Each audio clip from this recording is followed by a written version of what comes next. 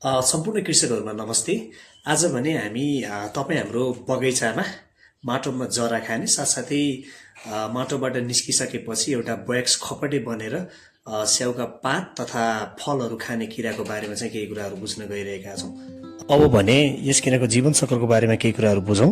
यस किराले चाहिँ तपाईँहरूको अन्डा, लार्भा, प्युपा र वयस्क गरी चारवटा अवस्थामा चाहिँ आफ्नो जीवन चक्र पुरा गर्छ र अन्डाको हकमा असार साउनमा पोथीले 10 देखि 30 सेन्टिमिटर गहिराई जहाँ चाहिँ ओसिलो हुन्छ त्यहाँ चाहिँ फुल पार्छ र ती फुलहरूबाट चाहिँ तपाईँको 10 देखि 20 दिनको अन्तरालमा चाहिँ अन्डाबाट लार्भाहरू निस्कन्छन् र लार्भाहरू चाहिँ निकै हानिकारक अवस्था चाहिँ यसको रहेको छ भने यसले चाहिँ 3वटा काँचोली फेरेर चाहिँ बल्ल परिपक्व बन्दछ र यसले चाहिँ माटोभित्र 6 देखि 10 महिनासम्म बसेर निरन्तर रूपमा चाहिँ जरा खाएर चाहिँ बिरुवाहरूको जरामा क्षति पुर्याउँछ र यो जब अलिकति म्याच्योर भइसकेपछि चाहिँ तपाईँहरूको माटोको खोल ओढेर चाहिँ यो माटोभित्र नै 2 देखि 3 हप्ता चाहिँ अचल अवस्थामा बस्छ र यसरी चाहिँ अर्को महिना वर्षको चाहिँ जेठ असारमा चाहिँ यो निस्किन्छ र पक्कै पनि तपाईँहरूले देख्न सक्नुहुन्छ। यसलाई चिन्ने तरिका भनेको चाहिँ यसको टाउको चाहिँ रातो खैरो हुन्छ र यसको अगाडि चाहिँ ठ्याक्कै 6वटा खुट्टाहरू हुन्छ र एकदमै सजिलै चाहिँ यसलाई चिन्न सकिन्छ तपाईँहरूले माटोलाई हेर्नुभयो भने पनि।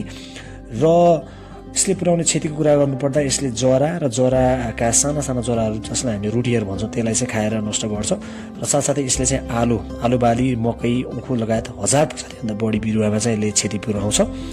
र स्याउको हकमा कुरा गर्नुपर्दा यसले चाहिँ बयस निस्किसकेपछि चाहिँ पातलाई यसरी कोतारेर हरियो भाग खान्छ, साथसाथै त्यसलाई चाहिँ पुरै पाल पारेर तपाईँहरूको त्यो पातलाई नै नष्ट गर्ने चाहिँ असर गरे हुन्छ। र रातिको समयमा यो रात्रिचर किरा भएको कारणले गर्दाखेरि रातिको समयमा यसरी स्याउका कलिला फलहरूमा समेत यसले चाहिँ खाएर चाहिँ नोक्साउने पुर्याउने गर्दछ। यस किराको व्यवस्थापनको कुरा गर्नुपर्दाखेरि गर्मी समयमा गहिरो जोत्ने जसले गर्दाखेरि तल रहेको खुम्रे चाहिँ माथि आउँछ अथवा ट्र्याक्टरले जोत्दा कुचिन्छ र चराहरूले पनि लिएर जान्छन्। त्यसैगरी राम्रोसँग पाकेको तथा कुहिएको मल प्रयोग गर्ने, किनभने यसको बयसले चाहिँ प्राय मलमा ओसिलो हुने भएको कारणले त्यहाँ फुल पार्छ। यदि हामीले राम्रोसँग नपकाई मल लगाएर हाल्यो भने चाहिँ त्यसमा सिधै लगेर किरा छर्ने जस्तो अवस्था हुन्छ।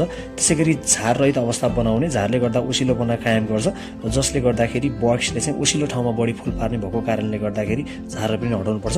त्यसैगरी अर्को प्रभावकारी तरिका भनेको बत्तीको पासो प्रयोग गर्ने।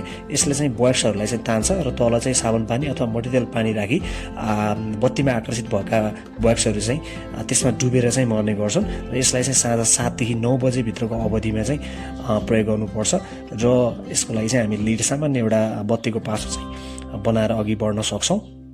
त्यसैगरी यसको व्यवस्थापनको लागि चाहिँ हामीसँग भएको निम, चिउरको पिना, केतुकीको पातको टुक्रा पनि हामी प्रयोग गरेर यसको व्यवस्थापन गर्न सक्छौँ। जसको लागि चाहिँ निम छ, यदि तपाईँहरूसँग निमको पिना अथवा चिउरको पिना छ भने 20 केजी प्रति रोपनीका दरले चाहिँ तपाईँहरू प्रयोग गर्न सक्नुहुन्छ र त्यसैगरी केतुकी पनि बाली लगाउनुभन्दा अगाडि तपाईँहरू राख्न सक्नुहुन्छ। र यसको लागि चाहिँ अर्को एउटा निकै नै प्रभावकारी ढुसी जसले चाहिँ यो किराभित्र छेडेर तपाईँहरूले फोटोमा देखे जस्तै चाहिँ हरियो बनाएर मार्ने गर्छ, त्यो पनि 1 केजी प्रति रोपनीको दरले चाहिँ तपाईँहरूले माटोमा मिलाउन सक्नुहुन्छ। साथै त्यसलाई चाहिँ 1 केजी बराबर 200 केजी मलमा मिसाई पनि प्रयोग गर्न चाहिँ यसको व्यवस्थापन गर्न सकिन्छ। धन्यवाद।